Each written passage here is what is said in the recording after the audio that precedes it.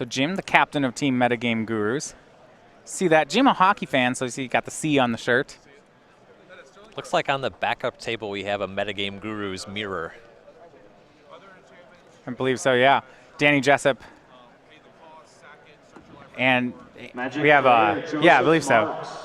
Your draft is ready. Can't imagine that anybody else is wearing that shirt. Yeah, Kevin Jones versus Andrew Jessup on the backup. All right, so we already know Kevin Jones will be 5-0 after this round. Well, I mean, he's playing Grixis, right? Yes. All right, we'll be underway. This is Burn Rejeskai. Jim on the play starts out on a Sacred Foundry tapped, and for Lucas, it is straight to the game plan. Lava Spike 17 go. So Jim Davis has already won 2 small elements in this game. He won the die roll, and he won the does Lucas have Goblin Guide or Monastery Swift Spear on turn 1 lottery. 3 copies of Ancestral Vision in the deck for Jim. He will play a Sulphur Falls and pass. Great for him that he can have dual lands that come into play untapped here for no cost of life points. Yeah, when you start playing these blue decks with 3 colors with more than 20 lands, somewhere in the 23-24 range, Sulphur Falls becomes a very appealing dual land. Eidolon of the Great Revel from Lucas will be remanded back into his hand as we go back over to Jim. You saw he had a chance to suspend some Ancestral Visions there, but really instead opted to hold up a remand. Yeah, specifically, Lucas having Eidolon. And when your opponent doesn't have the turn 1/1 drop, that usually heavily suggests that they will have Eidolon. The remand was very valuable there. Yeah, Burn rarely keeps no creature hands. Right. Lucas with 14 creatures. He has the 12 you'd expect, and then playing 2 copies of Grim Lavamancer to supplement. He'll now play a Goblin Guide here. I like that he's disguised the land drop. He swings. Jim will flip. Serum Visions. And then Lightning Helix away the Goblin Guide. And I mentioned that there are 3 main deck Helixes in Jim's deck. That is trouble for Lucas. Yep, 4 Snapcaster Mage as well. Things just continue to go well for Jim in this match. He'll bolt Jim back down to 17. And I guess it wasn't a disguise. Lucas just with no third land. The Ancestral Visions will tick down to 3 as we enter Jim's 4th turn, and he enters that at a very healthy life total. Looks like Jim has a Nahiri in hand. I like the idea of Jim going to work on actually winning the game. Yeah, well, the thing about the Nahiri is he also has, I think, an extra Ancestral Visions in hand. That's a great discard for it. Yeah. We'll go to 16 to cast the Harbinger.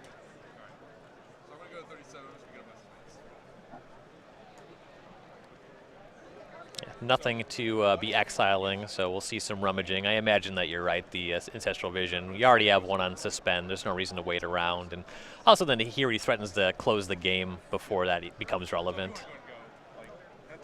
Draw and pass for Davis. We go back to Lucas.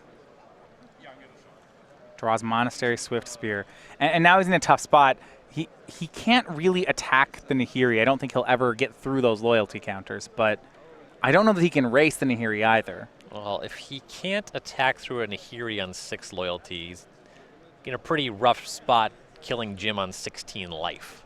Right. Or it's like maybe he could get all the loyalty off the Nahiri, but it would take his whole hand to do it. Notably, Nahiri can exile enchantments regardless of their tap status. So Nahiri can just exile the Eidolon here? Correct. Oh, wow. And Jim's going to make the play. Eidolon's gone. That Vision's ticked down to 2.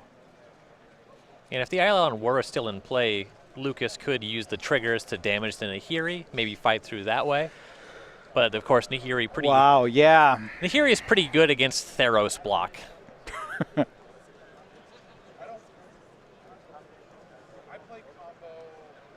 Yeah, it's tapped card effect or creature, or just enchantment. It's such a weird block of text. Yeah. I mean, what about those cycle of enchantments, those auras that tap out of Future Sight? You know? You're just assuming that enchantments wouldn't be tapped. Right. There are not very many of them in Magic's history.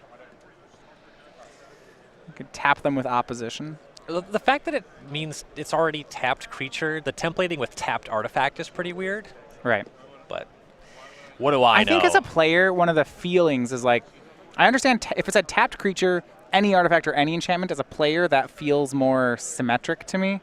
I know when I played with the card, I had to train myself to not think that I had to retrain myself that the artifacts had to be tapped, if that makes sense. Yeah, I get it. So Lucas continues to try to get in this one, but he finds that his Boros Charm gets spell snared as Jim just continues to rummage with Nahiri, draw cards with Serum Visions, and now the Ancestral Visions has made its way down to 1 suspend counter with Jim still at a very healthy 16. Yep, Jim has Lightning Helix in hand. Nahiri's ticking up to that Emrakul. Emrakul Helix would be lethal. Snapcaster in hand for a Helix in the yard. I don't see Lucas pulling this out. No. And he's still on 2.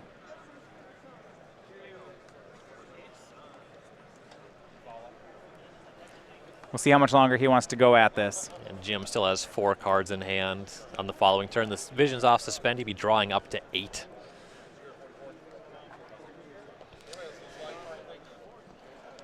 Goes ahead and uses Snapcaster Mage at the end step. Kiefer catches the life gain off the Helix with a Skullcrack, but this is really just him making the plays that he has at this point in time. It's not a bad play. It is the best play he has. It's not going to be enough. Right. But he is doing it right here. Yeah, uses this to break up some of the loyalty on the Nahiri. Though Jim's in the territory where even just the Snapcaster on the table, he's in pretty good position to close the game that way.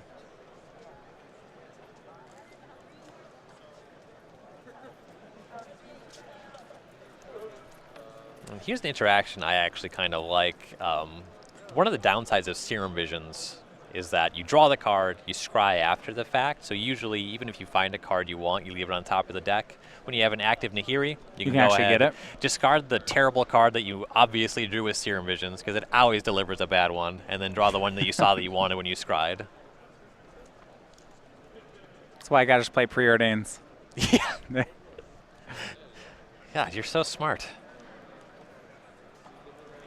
Island fetched up by Jim. Things at 15 apiece.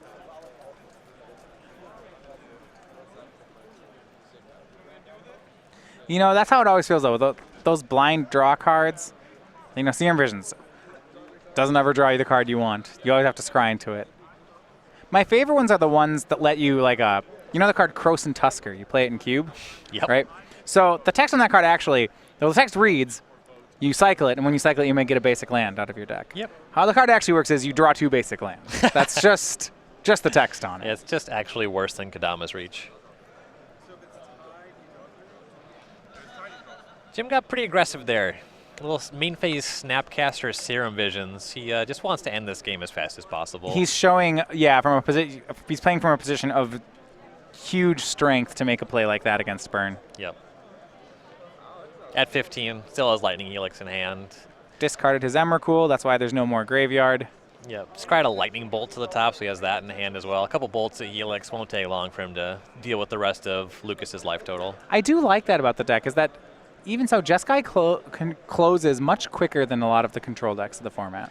When you're playing these games when there aren't a lot of threats and you don't need to commit your Lightning Bolts to destroying creatures, it's very easy to close games. Lavamancer and Riftbolt from Lucas. Jim deciding where he wants to throw these burn spells. I was upstairs. Okay, he'll tag the Grim Lavamancer. Jim's not one to try to end the game too quickly. I can respect that. He goes to 18. Really enjoys playing Magic too much for that. After my own heart there. When I'm winning games, I love those games. I don't want to stop playing them. Yeah. When your opponent concedes, do you ever ask them where they're going? I thought we were still playing a game. Yeah, I don't know. I'm having fun. Swing puts Lucas down to 9. Riftbolt comes off suspend. Lucas gets to target with it. At 9 against a 7 loyalty Nahiri with 2 Snapcaster Mages in play and Jim at 18 life. There's just really not a lot of, there's not really a good target for Riftbolt. He'll go for Nahiri. It's down to 4. Lucas still on 2 lands. Many cards, but he'll pass. Jim throws some lightning bolts. Has 3 remands in his hand. Lucas with 2 mana, he's not going to be able to play through 3 remands. Yeah, the remand does a very good time walk impression when your opponent is on 2 lands. All right, and that will be the game. Game 1 over to Jim Davis, Jeskai control. Yeah, well, winning the die roll was huge there. Lucas's hand was a little slow and stumbled on mana a little bit there. And Jim also drew multiple copies of Lightning Helix. Yeah, so even with a good draw, I never felt like Lucas had much of a shot in there. Jim's ability to play Lightning Helix, flash it back, and get Nahiri down, maybe too much for the burn deck to overcome. Being able to play is also a significant luxury. You can always afford to play your first land tapped, sequencing with the Sulfur Falls, not having to crack a bunch of fetch lands. You get to conserve a lot of life points that way. We'll go ahead and look at the sideboards. We'll start over Lucas Kiefer on burn. So he's got 3 copies of Destructed Revelry, 4 copies of Destructed Revelry, 3 copies of Path to Exile, 2 Exquisite Firecraft, 2 Deflecting Palm, 2 Lightning Helix, a Spellskite, and a Searing Blaze. Now, a lot of these are going targets for very specific cards, but what do you think he likes in the matchup? Speaking of specific cards, I kind of hope that we see a Deflecting Palm on an Emrakul shot. It seems like your odds are pretty low. I don't think Jim would ever let that happen. Yeah, especially Jim. I'm just kind of not big on Deflecting Palm in general, but if you have it, you assume it's for matchups like this, right? Yeah, it's good against Infect. It's good against Primeval Titan. When I used to play Amulet Bloom, that was one of the few cards that I was really scared about that card sometimes. The Exquisite Firecrafts look pretty solid here. With the Spell Mastery, it'll be uncounterable. Also 4 damage for 1 card. We saw that earlier in the event. I think that this one's going to start to see more play in Modern. Something like Spellskite at all, it does. Some of Jim's removal is things like Lightning Helixes. Spellskite could help him out there. It's pretty okay. It's not the kind of thing I like to be doing in Burn. Specifically, I think that this is kind of at its best against Infect.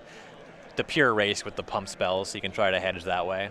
All right, over on Jim's side of the board, he has 2 copies of Negate, 2 Spreading Seas, 2 Crumble to Dusts, a Celestial Purge, a Dispel, a Wear Tear, an Engineer Explosives, an Anger of the Gods, a Wrath of God, a Vendilion Click, a Stony Silence, and an Izzet Staticaster.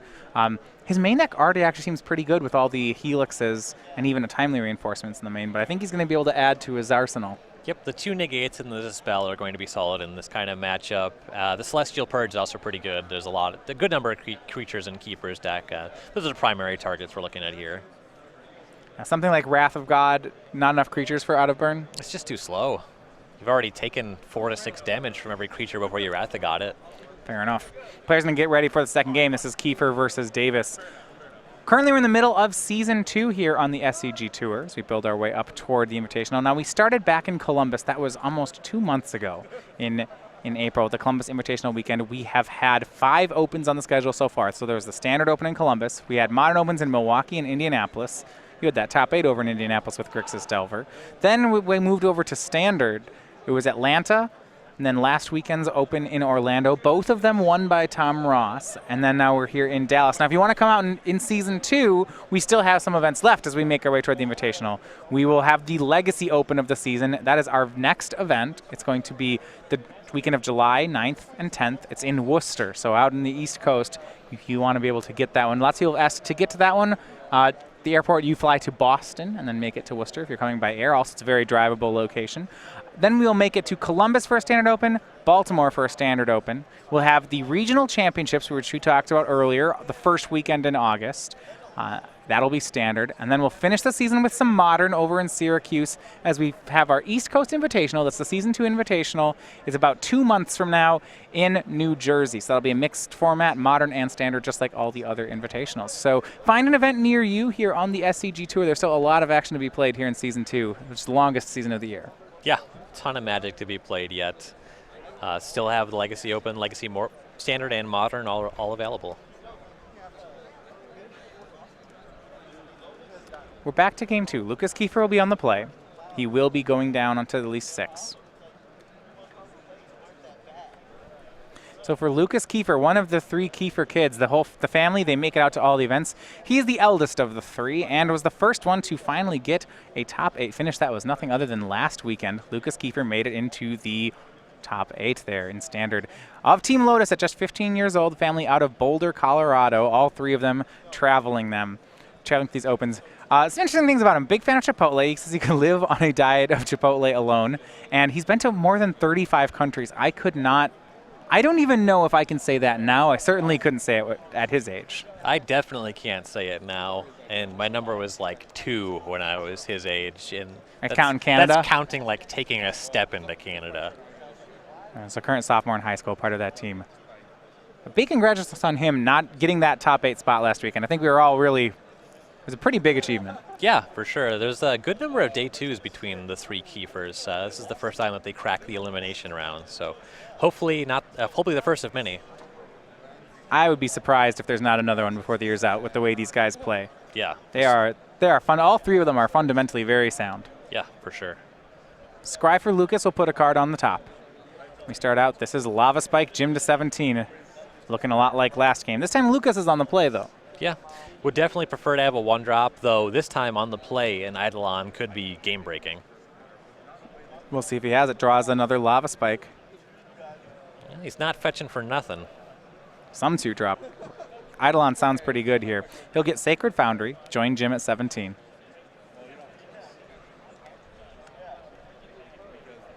And it's this is just right upstairs. It's another Lava Spike. And a 3rd Lava Spike. 3 of a Jim's kind. at 11. All right, then. Almost halfway through. With there the we go. scalding turn, we're halfway there. On turn 2, we've gotten through 10. Now, so they're saying if his hand is a mountain and if he has 3 more Lava Spikes, then we're good, right? Yeah, he'll win next turn. Assuming Jim has another fetch land. Yeah. I have bigger concerns if he has 3 more Lava Spikes, though. I don't know what you mean. All right. It's a great deck, the All Mountains Lava Spikes deck. I'm a big fan. It's kind of like the all Black Lotus Ancestral Recall deck. That deck wins on turn 1 every game. just every game. Jim plays Hallowed Fountain tapped, passes the turn. Here's Lucas. Lucas can't keep this up all game. Land and pass for Lucas. Had the land, but did not have the 4th, 5th, or 6th Lava Spike. Dispel is the draw from Jim. Well, if Lucas only plays Lava Spikes, that Dispel's not going to do very much. No. I believe I spot it was either a Tarkus command or a Boros Storm. It was one of the gold burn spells is in Lucas's hand. So something dispellable. Right. Lucas will fetch. Now, in game 1s, you'd see a burn player hang on to that fetch land because of a card like Searing Blaze. I would assume that's no longer in the deck based on this play. Yeah, once your only target in Jim's deck is Snapcaster Mage. I guess he has like the random Vendilion click. This is not the matchup for Searing Blaze. Lucas will fix his colors. He gets the copy of Stomping Ground, draws Bloodstained Mire. That'll be his play, and he'll pass. So I actually like the patience from Lucas there. He didn't pull the trigger on any spells there. With Jim already down to 10, you do have the luxury to kind of force some action. Also, if you just start casting your spells and Jim just has counters, you find yourself with 1 or 2 cards in hand, and the road for Jim to be very easy to actually interact with you. Staring match starting between the players. Jim playing Flooded Strand. No plays, no sacrifices.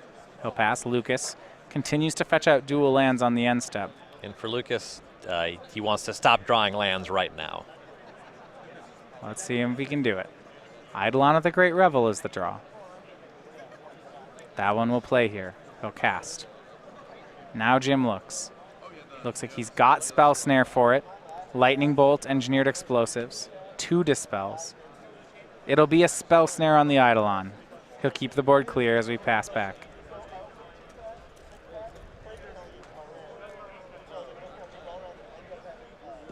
That's just like Jim has a copy of Vendilion Click. He's debating if he wants to crack a fetch land to go for it. To do so, he'd have to take down his Dispel mana. Yep. Scorekeeper, please. Then something like a Boros Charm will put you all the way down to 5. It doesn't look like Jim has picked up a Lightning Helix or a Timely Reinforcements at this time. He draws a Nahiri. Opted not to go for that click just yet. Especially with Lucas just doing nothing, or the only thing that he has done in the past couple turns was a spell that was countered immediately. Jim does have some time. It'd be pretty greedy, I think, to take Dispel down.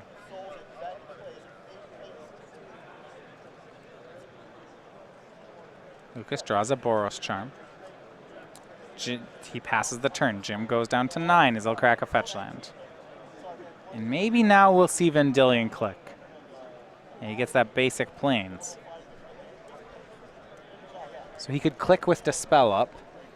And seeing as Dispel is the only piece of interaction that Jim has right now, I think that makes sense to go for this here. So, Vendilion click. In response, Lucas will attempt to Boros Charm him. There is that Dispel, and looks like Jim is going to Dispel away the Boros Charm. Now Lucas shows a hand of 2 Deflecting Palms.